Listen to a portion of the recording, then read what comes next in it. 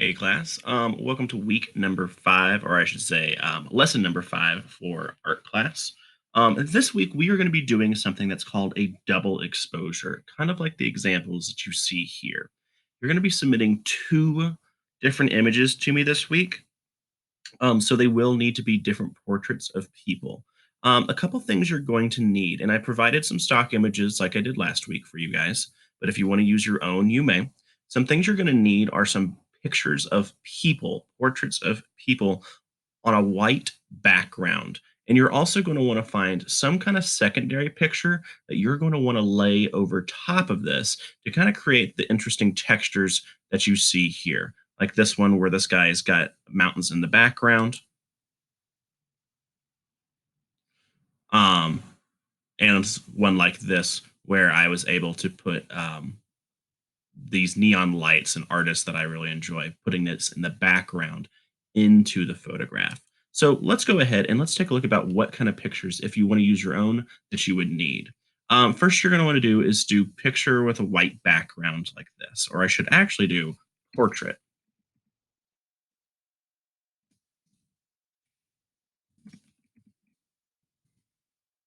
Online, you're going to be able to find lots of stock images of people just in these kind of classic white background portraits. It can be a black and white, or it could be a color one. But as always, please make sure that you are always going to tools, going to size, and clicking a large, high quality image. This way, you know you are picking the best one. So if I choose a picture like this, again, checking that the quality is fairly high, I'll right click it, save image as, save it. And then I'm also going to need some kind of background image that I'm going to need for this week. So I'm going to do a forest.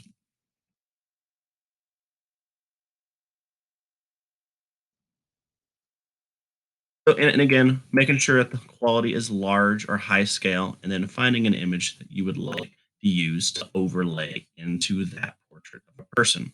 So I'll save that one as well. All right. And with that, let's go ahead and head into Pixlr and let's go ahead and open up the portrait of the person first. That'll be the one that you want to do first. So go to open image, find the portrait that you have saved. There's the one I just found. And the second step you're going to want to do is to get that second image into this picture as well. And just like we learned about the layers palette over here, where we were able to add text as a separate layer, we're going to put this second photograph in here as its layer as well. So we'll hit the plus sign. We won't do empty. We won't do text. We were going to select image. I'll find that forest picture that I just saved. And I'll go ahead and open that up as well. Now, the first thing you want to make sure that you do is you can see that we've got the layer on top of the background. And just like before, I can make these visible or invisible. But the first thing you want to do with this layer when you have this tab highlighted blue is making sure that you scale and size the image to take up the entire portrait. It can be bigger than the picture and you can adjust it to where you're going to want it to be. But just make sure it takes up the entire portrait of the original layer of the person right here. All right, we're going to learn a little bit more about how we can manipulate and adjust these layers. Um, but the first thing I want to do is I want to be able to delete everything in the background that isn't going to be over the human. So I've got this portrait of this girl here. What I want to do is create a selection of this white background, and I want to delete parts of this photo that are going to be that white plain background. We don't want to add any texture to the background, only to the person. So I'm going to, first of all, turn this layer off. I'm going to make sure that I unlock this background layer by double clicking the padlock. And now I need to make a nice clean selection of this background. Now, it should be fairly easy using the wand tool. The one thing that sometimes these portraits do feature, though, is that the people are sometimes wearing a white shirt against this white background. So if I keep my tolerance at 32, which is how sensitive this magic wand tool is going to be, and I select the background, you can see sometimes it picks up parts of her shirt that I don't want to have selected. So I'm going to go up to select and deselect to undo what I did. I could always go to my history to do that.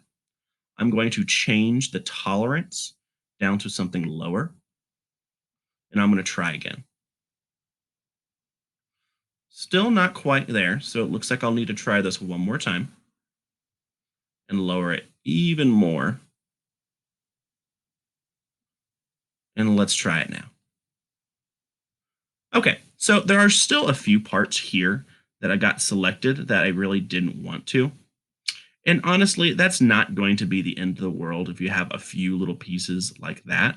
But let me go ahead and show you how we can exclude that. So what you can do is back with the wand tool is you can remove from selection. So we learned how we can hold down shift to add things to a selection that you have.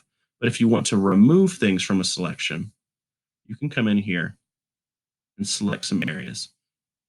And it still didn't do quite as good of a job. So I'm just going to stick with what I had before. I'm going to keep my wand tool, make sure I'm doing new selection, and I'm just going to go ahead and live with that little piece right there. That's not going to be too visible or the end of the world by the time we're done editing this photo. So again, notice one thing I should have pointed out earlier is that you have to have that background layer selected in order to make that selection. If you have this one even selected and highlighted blue, even if that checkbox is still on or off, it's still going to want to try and select things from that forest, even if it's not visible. So always make sure when you're trying to select that background or the white background in the portrait that you have the background layer highlighted like so. All right. So now that I've made the shape of this selection, I'm going to be applying it to this forest picture. So I'm going to go back and highlight the blue forest layer. You can see the outline is still there. And all I need to do is just cut or remove this. I can just simply hit the backspace key on my keyboard, and it now has deleted everything in the background that isn't going to be the silhouette or shape of this lady. Now that I have this, we're only a few steps away until we're finished. But obviously, we don't see any of the picture showing through of the woman. So what I'm going to have to do here in the layers is click on the little three dots here for the layer settings.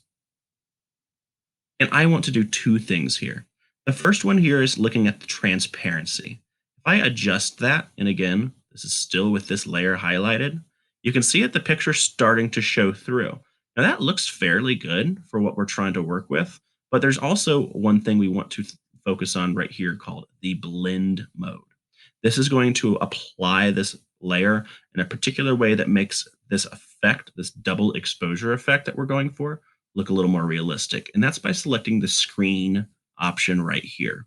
So again, going to blend mode, going to screen, and that you can see it looks a lot nicer. The transparency is back up at 100. If I were to drop it down, you can see the picture shows through less, the forest does.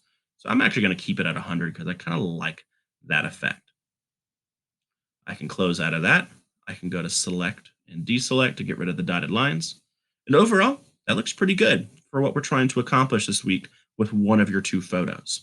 But let's say I wanted to get some more detail in her face a little visible. Like I'm seeing much here on her neck, maybe a little here on the side. I like the effect going on in her hair, but I want to make sure her face is perfectly visible depending on what kind of portrait. This area is definitely one that's kind of bugging me a little bit. So I'm going to make sure I have my background layer selected. And I'm going to be using this tool over here called the dodge/burn tool. This is a way of lighting or darkening certain areas of a photograph without having to use, say, like a paintbrush or adjusting the whole thing. You do use a brush when you use this tool, but it's a great way of kind of lightening or darkening the value of an area or in a photograph without really deteriorating or destroying parts of the photo. I'm going to keep it here on the lightning mode, for that's going to be what really makes sure that I hide parts of the forest. If I were to darken certain areas, it would do the opposite and make the forest a lot more visible. But again, you've got to be here in this background layer for this to work. I'm going to keep it at midtones. I'm going to go to my brush size and I'm going to increase it just to work with this portrait a little easier. maybe a little too big.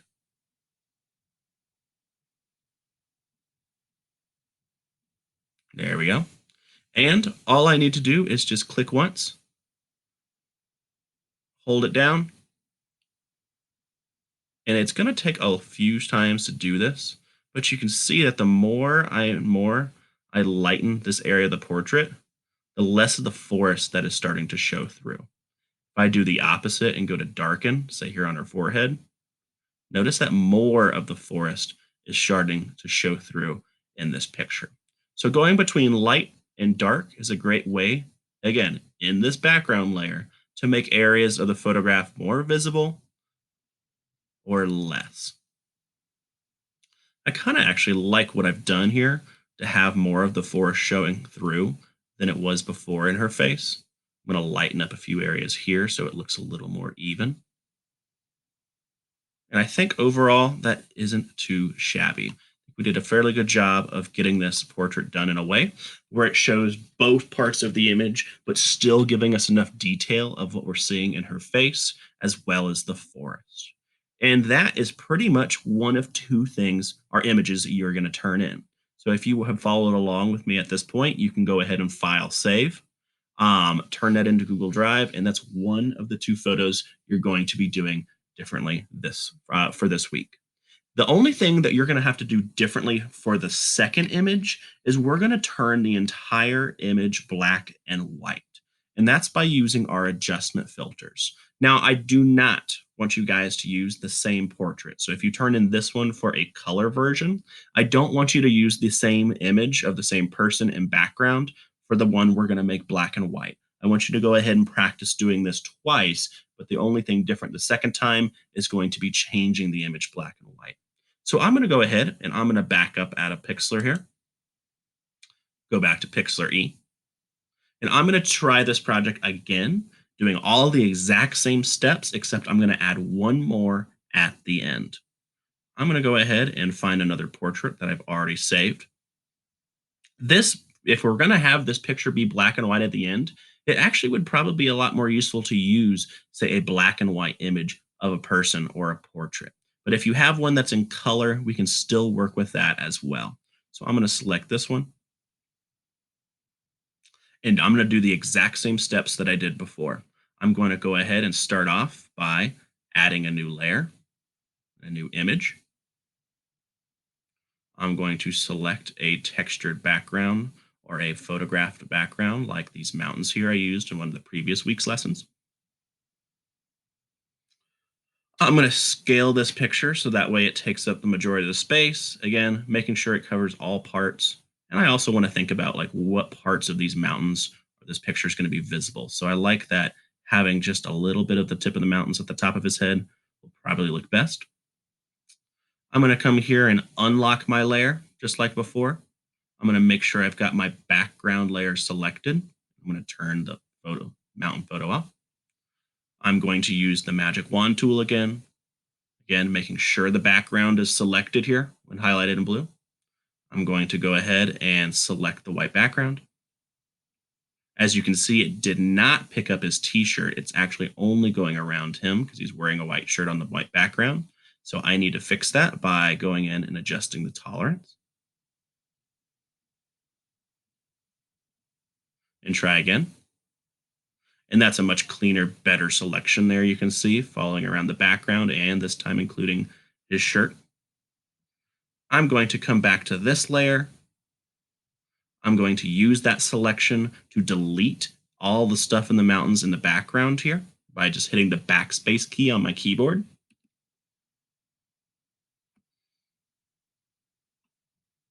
I'm going to go select, deselect to get rid of the dotted line.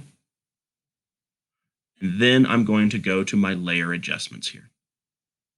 I'm going to go ahead and change the blend mode to screen. And if I feel like needing the need to adjust the transparency, I can do so as well. I kind of like it maxed out like so. And that, again, is pretty much all you had to do for the first image. But now the only thing we have to do differently this time around, if we're not going to use the dodge/burn tool to lighten and darken this image, The only thing I'm going to need to do is turn this photograph black and white. And that's going to be very similar to our first week's lesson where we made a whole image black and white except for one part. So I'm going to come up here to adjustments, making sure that this top layer is selected right here. I'm going to go to hue and saturation. And I'm going to desaturate this photo by turning it all the way to the left. And now you can see that the mountains in the background have turned to black and white. But in order for this, but you can see that the brown skin tone is still showing through. That's because when you do one of these adjustments with hue and saturation, it only gets applied to the layer you are currently working in. So if I want to make this whole image black and white, I can come down here to background and do the same thing, going to adjustments, hue and saturation, and again, desaturating this photo all the way. So now both the mountains and the portrait of the person are both black and white. And if you are able to complete both of these images, one where you keep the person in the background in color, and the second one where you choose a different person in background and make both of them black and white at the end, that is all you're going to need to do for this week. As usual, guys, I'll be available during class times to work through work through the lesson like I did last week, step by step, for those of you guys that would want to follow along. But if you're watching this, I'm assuming you probably aren't doing that. But like I said, either way will be fine. So again, guys, just remember you're turning in two portraits, one that will be completely black and white, like so, and then one like many of these others that you see that I've already done, where it's going to be in color, like the one we practice here, where both the person and the background still stay in color. Thanks, guys, for watching. Let me know if you have any questions all week. And as always, if you are still behind on any other future or past lessons, feel free to get those caught up. Ask me for help outside of class hours, and I can always get that update any grades with no penalty, no late points taken off at all for any week's lesson. Thanks, guys, and good luck.